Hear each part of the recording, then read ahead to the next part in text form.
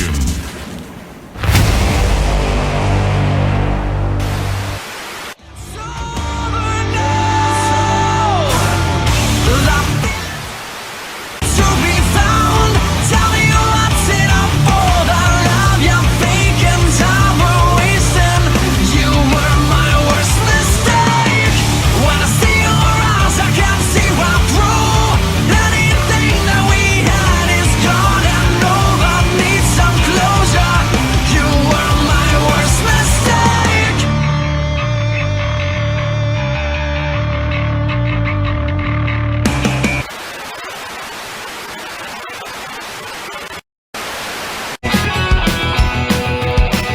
Ho, ho, ho. Welcome to a special holiday extravaganza edition of The Countdown. That's right, it's Jake, a.k.a. Countdown Ended, coming to you once again, bringing you my holiday edition of the top 5 of everything this week in wrestling. Hopefully everybody's doing well this holiday weekend. Hopefully you didn't wait to the last minute and got most of your shopping done already, because the stores are jam-packed. But certainly a busy week for the world in wrestling. You know, a huge night for NXT that was pretty much takeover quality. Raw had some character changes and developments there. SmackDown pretty much missed the mark, but they tried to bring a little bit of festiveness. And of course, AEW is chugging right along as always. So we're going to go ahead and break down. To be in the festive spirit, there is no negative this week. That's right, I'm bringing you into my top 5, all positives. So let's go ahead and get right into it without further ado. Let's get into the countdown.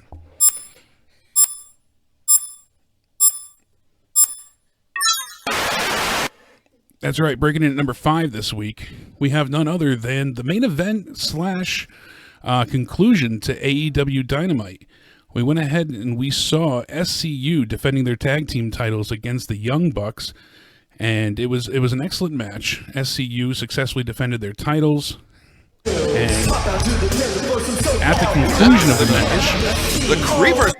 That's right, we see the Creepers going ahead and start surrounding the ring when suddenly the lights go off. And we find out that the Dark Order is there to kick ass and chew bubblegum. And unfortunately, they are all out of bubblegum. Tonight is not a recruitment. Tonight is an initiation. That's right. So they're not there to lure anybody into their side. They're there strictly to tear the house down. They said the Young Bucks had fought a hard battle, as well as SCU, but they weren't there to, bring in their numbers. Instead, they went ahead and they wanted to debut some of the new people they added to their roster. So many of them there are. Yeah, they're outnumbered. It looks like a scene from a prison yard. That's right. Great call by JR there. And unfortunately, the numbers were just too strong. They were getting their butts beat hard. And that's when everyone of the good guys from the Elite pretty much comes out. They clear out the locker room, and they are coming in to save the day. Cody, his brothers in tow, Kenny Omega, you name it, they're coming out to help. Brothers Rhodes enter the ring trying to even the numbers with the Creepers. They just seem to be multiplying. That's right. Unfortunately, the Elite did not stand tall at the end of this night. We saw the Dark Order actually, just beat and destroy all of the top faces. And I was genuinely shocked because what was essentially viewed as a job squad for many weeks, they haven't been that prevalent. They haven't won many matches. Yes, they've been developing the story.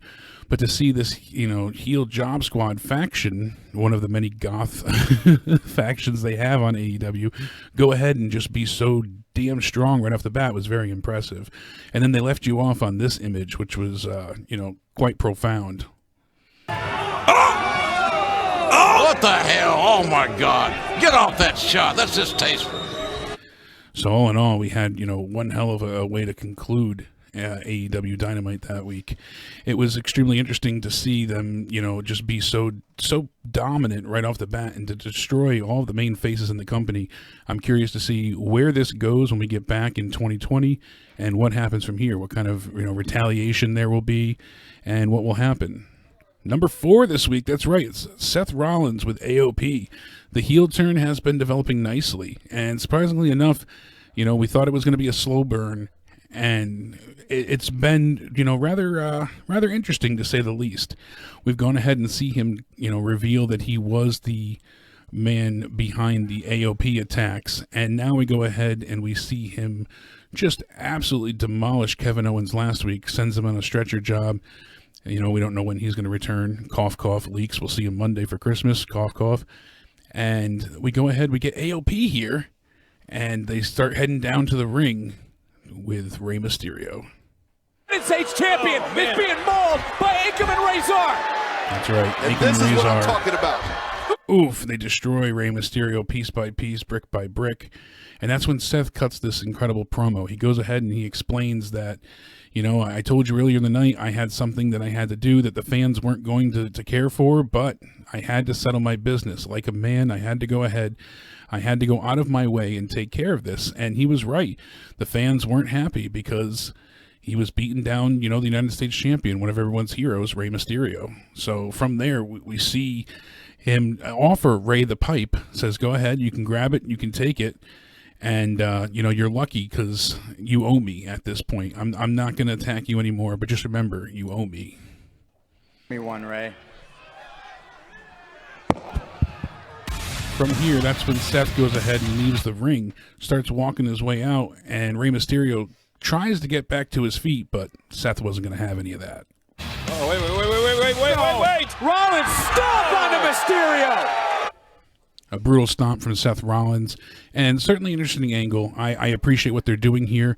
They're making them go ahead and, piece by piece, he's going to go ahead and make himself that much more of a hated heel. I appreciate that, and I am intrigued to see what happens when Kevin Owens returns. So I give them credit here for doing well with his heel turn.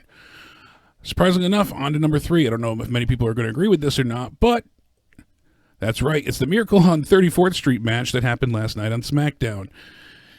We've seen so many of these Miracle matches, for the holiday times, and this is one of the better ones we've seen in ages. I really like Heavy Machinery. Otis and Tucker are, comedic gold in my eyes. I've enjoyed what we've gotten from them so far, and they do consistently make me laugh. The Revival can wrestle with anyone and make them look like $1 million consistently. And they put on a heck of a match. There was a lot of big spots, and this match is what we should have gotten from the women's TLC match, essentially. Dawson, where they want him, and it's going to be a blue Christmas. We see Otis's ham that he brought down to the ring get destroyed. That causes him to become enraged and Hulk up, essentially. And from there, all hell breaks loose. Santa starts delivering presents, and unfortunately, the Revival, they're getting coal. Oh, no! One of the highlights for me of this match absolutely was, lo and behold, how they try and up the ante for the hardcore nature of this match. We see Otis bring out a black bag. Typically, you'd see thumbtacks in there, but he went ahead and whipped out something much more devastating. What the? Legos! You ever stepped on a Lego, Cole? That's right. Having a, daughter myself, as you've seen her on the channel before, Legos are brutal. If you ever step on one, I don't know if there's anything more painful in the world. That's been a meme forever, but that is the God's honest truth. This had me laughing my ass off. When he ever unveiled the Legos, I thought that was genius. It's something different. It's silly, but this whole match is silly. And sometimes you just need to laugh. All in all, Otis looked so damn impressive with how strong he is. He manhandled both members of the Revival single-handedly towards the end, ends up delivering the worm for the win, and they get one outstanding victory. He's going to make Dawson an erector set!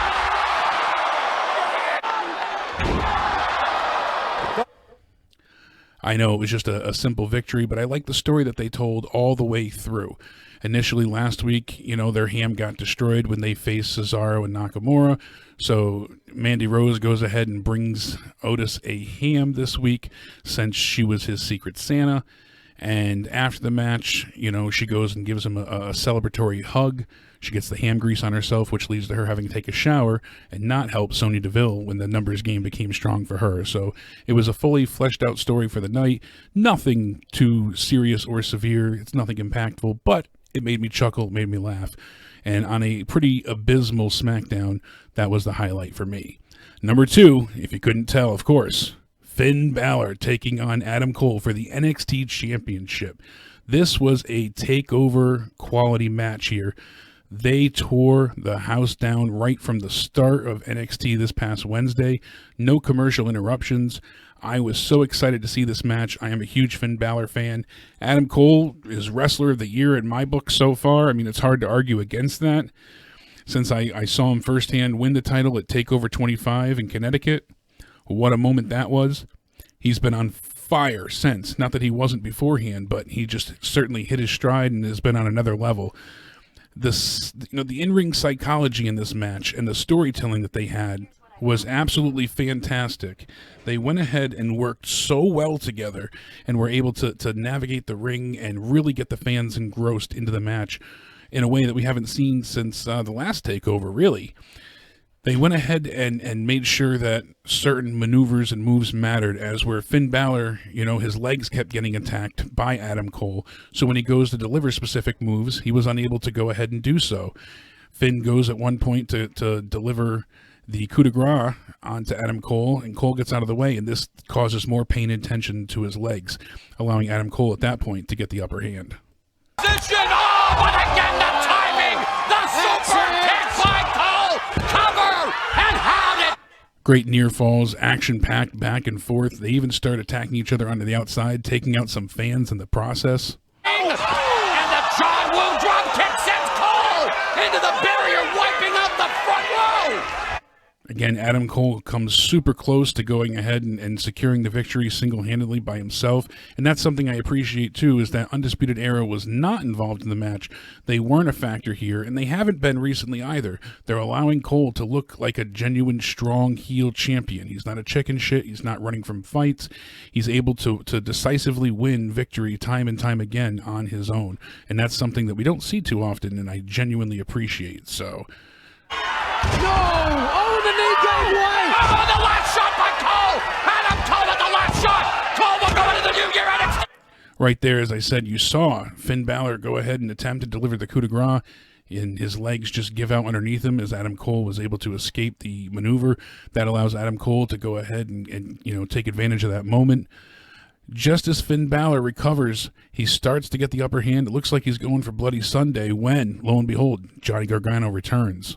Holy Johnny Wrestling Batman! And on the anniversary of the release of the Nutcracker Sweet Cole!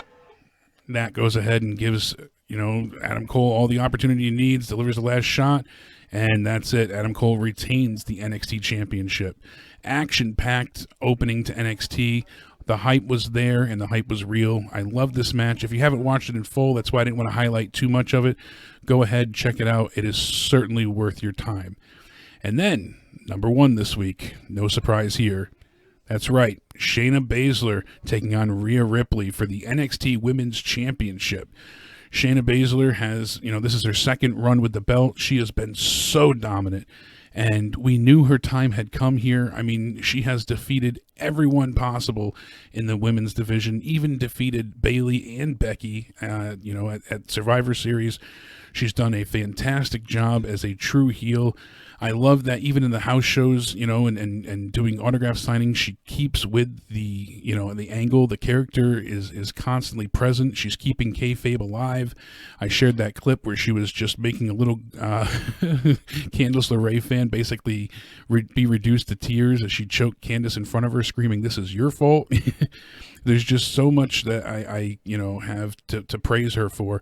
She's done a great job, and people questioned her when she first showed up. We weren't sure if she was going to be, another, just transitional person that comes from the MMA world or, somewhere else that doesn't take this business seriously. But she went ahead and, won over the wrestling world, and she has done amazing thus far. Rhea Ripley is so young. She's 23. She is one of the most over stars currently, I believe. This is, the shot in the ass that WWE needs right now. They need more characters. They need people to be over. And I think they can back themselves up by using her to push them into the forefront once again. In this match, there was a great deal of back and forth. At one point in time, the numbers game, might have been an issue, and Rhea Ripley was having none of that. She made sure to take out the rest of the four horsewomen. Ripley takes up both Jessamine Duke and Marina Shafir. So now that they're no longer an issue in the match, you know, we see Baszler she locks in the clutch. It looks like it's going to be over. The arm is picked up. Rhea Ripley's arm drops once, drops twice. And I love when they do that. We don't usually get to see that all the time where someone passes out. And then Rhea Ripley gets her strength back. The audience inspires her to keep on fighting. Hell of a moment there. Really gets you, psyched up.